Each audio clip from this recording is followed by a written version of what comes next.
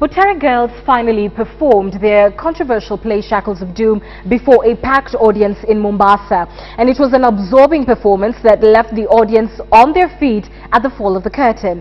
And as KTN's Ferdinand Omondi now reports, critics gave it a thumbs up for its forthright opinion on many ills affecting the country, especially ethnicity and marginalization.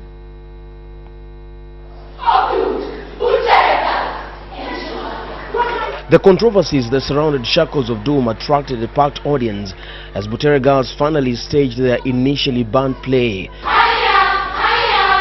And the piece, which the caught and shackled to perform in its original form, lived up to the hype.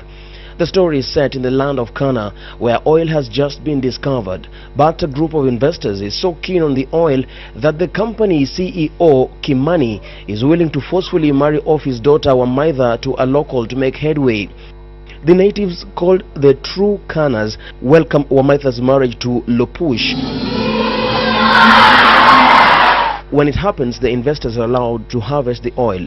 But it is during the official opening of the rig that the True Kanas get a rude shock when Kimani's wife, who doubles up as the human resource manager, names none of the locals among the management lineup.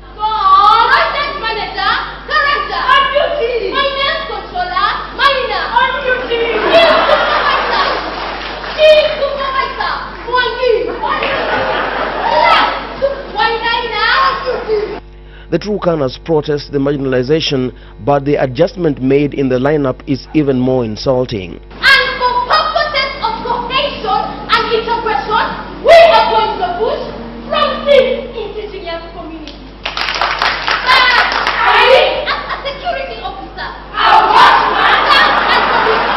what follows is an intricate performance that brutally exposes ethnicity, nepotism and marginalization, which had the audience cheering loudly with every situation they identified with.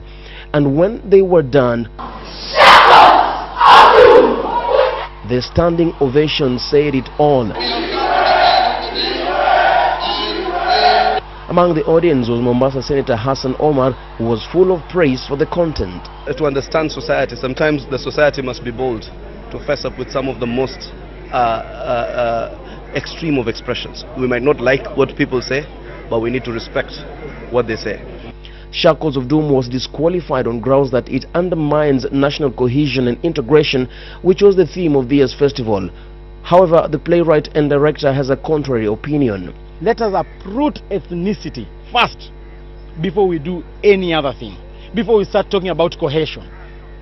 We cannot purport to say we want to be united, and yet there are certain people who are disadvantaged. Ikiwa tutaanza hii mwendo wa reconciliation ama kurudi pamoja, lazima kwanza watu waongee ukweli wao. Lazima watu kwanza waanze kuangalia, waanze kuzungumza ni kwa nini wanadharau watu wengine ama wanachukia wengine. Many critics have argued that direct, honest discourse like this is what is needed to move the country's agenda forward. The fact that resources have been at the heart of the social disintegration in this country. Therefore, what in fact this will be, it will also provide fodder for how Uhuru must conceive his government moving forward. Critics have acclaimed Shackles of Doom as a play that is very forthright in his assessment of the inequities facing this country, perhaps in a very honest and even brutal manner. Perhaps this setting of the play is what might have made the top leadership at the drama festivals uncomfortable, but even NCIC says it is okay to let the people vent. That is the only way for the process of true healing to be achieved. Ferdinand Omondi, KTN at the Aga Khan Hall, Mombasa. And off the back of that story, we are joined now live by Cleophas Malala. He is, of course, the playwright who produced that Shackles of Doom. Thank you for speaking to us here at KTN. Do you understand at all the concern there was over your play? Yes, I do understand there was a lot of controversies surrounding the play, but I thank God that these students have been given this opportunity to showcase. I am glad today because Kenyans have seen the truth, because we've exposed the real truth to the Kenyans. So it is upon the citizens of this country to ensure that they embrace the message in that play. That play simply talks about ethnicity. It depicts the way our society has been infested by unequal distribution of resources. We are saying it is time we tackle the bull by its own. We are saying we want to uproot the seed of ethnicity. We want to uproot the seed of tribalism.